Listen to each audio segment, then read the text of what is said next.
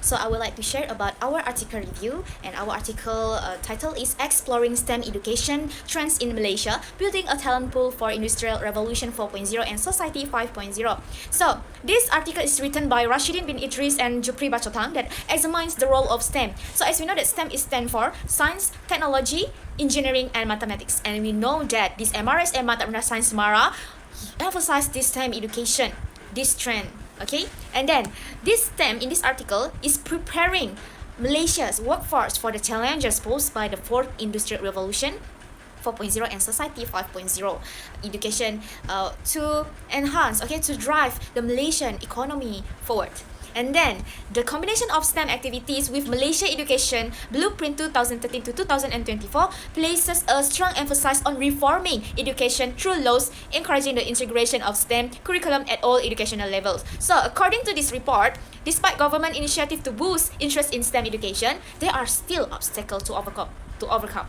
So one of the obstacles that I can share is the first thing is low student interest. This is the reality, even though for myself, okay, for myself, I am a student from Bachelor of Malay Language. So basically, this Malay language is not related with any STEM education, right? So this is because for myself, I has a low interest for STEM programs. So basically, maybe at the out there, they have a lot of students that just like me, okay, they have a low interest for STEM education. And then the second thing is a shortage of trainee teachers. As we know that most of the trained teachers, they will go to the abroad to work because they have given a higher salary than Malaysia country. That is the reality that we have to face. Why the trained teachers for this STEM educational have a shortage. One is because our Malaysia salary is not paid very high compared to the other country. And then the third obstacles that I want to, or the third challenges for the STEM education is inadequate funding. We know that technology use more costs, especially when we want to use the technology, when we want in engineering, we want to give the students to handling the tools. So that's very include in the high demand for cost, for that cost, to prepare for that cost. But so this is the challenges that in the STEM education actually. And then and in this article also, they also highlight the social factors that affect in the STEM interest. The first thing is about which discourage students from pursuing STEM careers, is about the cultural perception.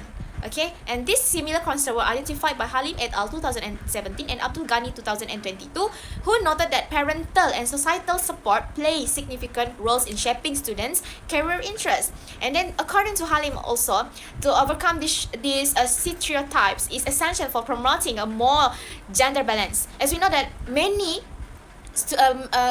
students in engineering mostly is men.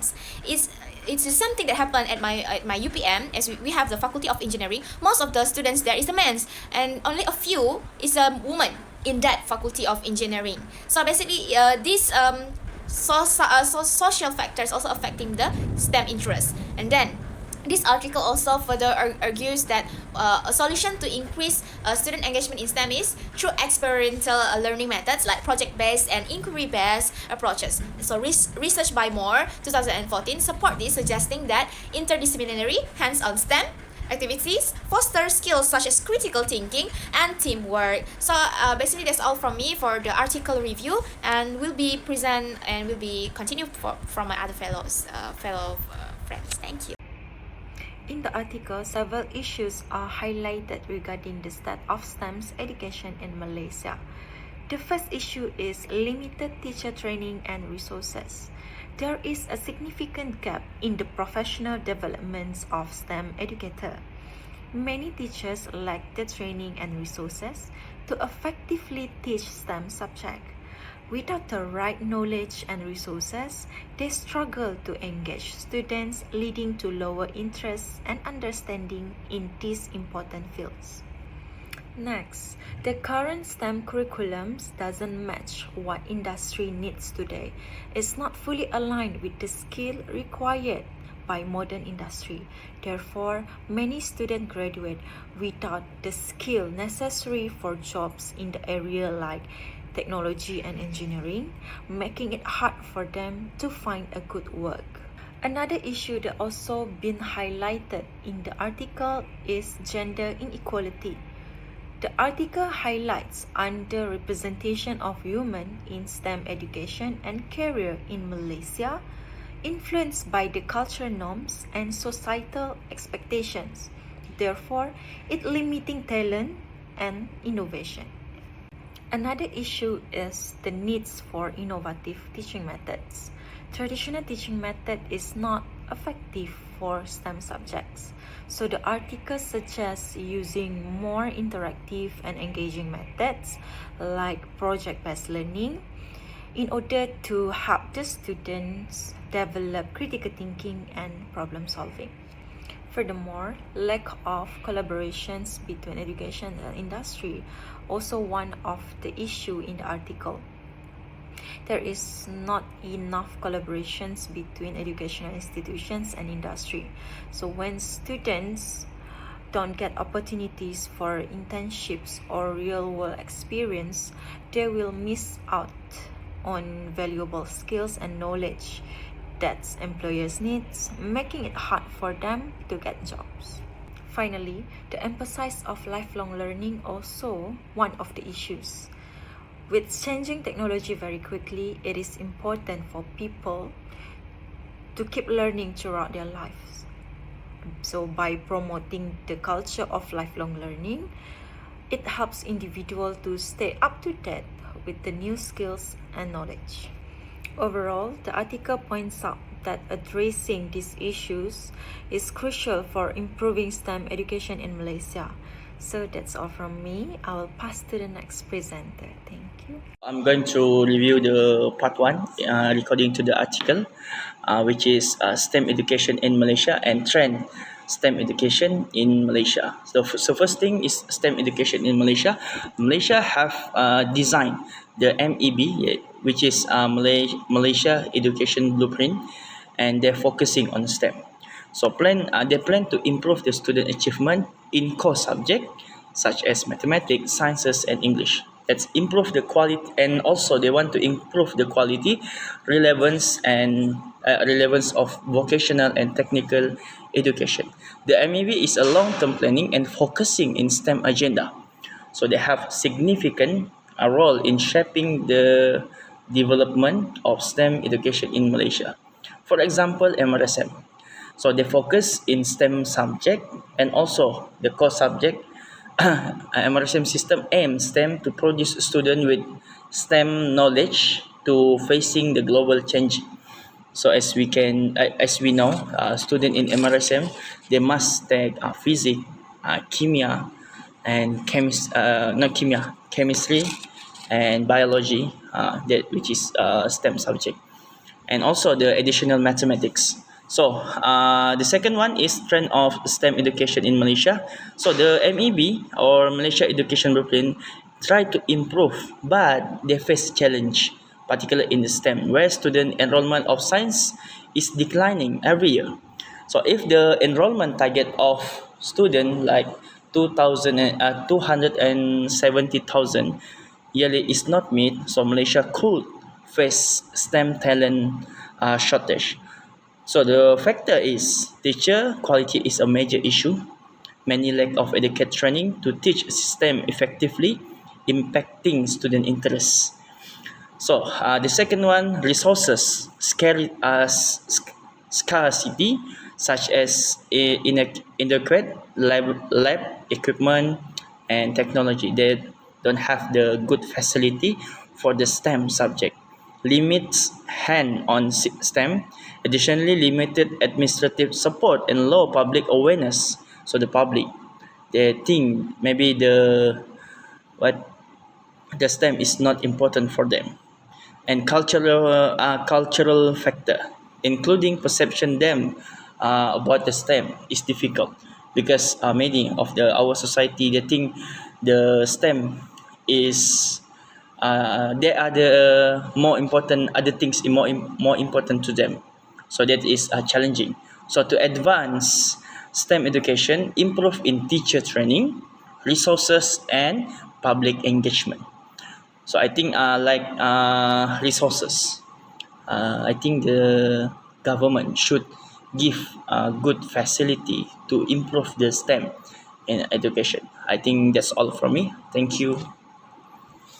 Assalamualaikum warahmatullahi wabarakatuh. In the article exploring STEM education trend in Malaysia, building a talent pool for industrial revolution IR 4.0 and the society 5.0. So let's see, the article actually emphasize about career in STEM or STEM career interest. So there is a growing awareness among student educators about the importance of STEM career in driving innovation and economic growth. This interest is reflected in initiatives aimed at enhancing STEM education such as robotic competition, coding camps, and partnership with a few technology companies. By fostering a passion for STEM field, Malaysia aims to cultivate a workforce equipped with the skills necessary for the digital economy. So this article also state about the connection with the government policy related to STEM. So government policy play crucial roles in shaping STEM education in the career pathway. So the Malaysia government have launched various program integrated STEM into national curriculum and promote vocational training in order for balance the ecosystem in education.